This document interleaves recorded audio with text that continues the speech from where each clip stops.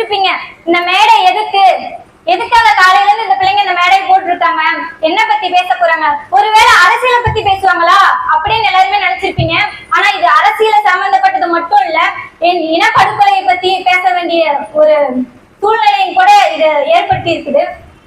மே 18னா என்ன, வேலுப்பிள்ளை பிரபாகரன் யார், எதற்காக இந்த மேடை அமைக்கப்பட்டிருக்குது அப்படிங்கிறத பத்தி தான் இங்க நம்ம பேசுறோம். இங்க நிறைய பேர்த்துக்கு இந்த மே 18னா என்ன அப்படிங்கிறது யாருக்குமே தெரியாது. அதை பத்தி தெரிஞ்சுக்கணும், அதை உங்களுக்கு விளக்கணும் அப்படிங்கிறதுக்கோசரம் தான் இந்த மேடை அமைஞ்சிருக்குது. இந்த நாள்ல லட்சக்கணக்கான மக்களை கொடூரமா கோரமா கொண்டாங்க.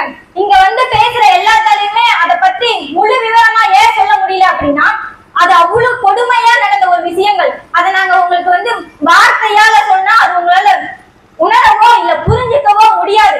அந்த வழிகளை நீங்க உணரும் போதுதான் அனுபவிச்ச அத்தனை கொடூரமான விஷயங்களையும் உங்களால உணர முடியும். நமக்கு பிரிவுக்கோ இழப்புக்கோ வித்தியாசம் இருக்குது. அதாவது ஒருத்தர் பிரிஞ்சிட்டாங்க அப்படின்னா அவங்க எங்கேயாவது நிரந்தரமா சந்தோஷமா இருக்கிறாங்க அப்படின்னு நினைச்சுக்கலாம். ஆனா ஒருத்தர் இழந்துட்டாங்க அப்படின்னா அவங்க நம்ம வாழ்க்கை பூரா நினைச்சுக்கிட்டு மட்டும்தான் இருக்க முடியும். என்னுடைய இன மக்கள் அனைவருமே இறந்தவர்கள். இன்று வரை அவர்களை எங்கள் மனதில் நாங்கள் சுமந்து கொண்டிருக்கின்றோம். எங்கள் வேலுப்பிள்ளை பிரபாகரின் பிள்ளைகள் நாங்கள்.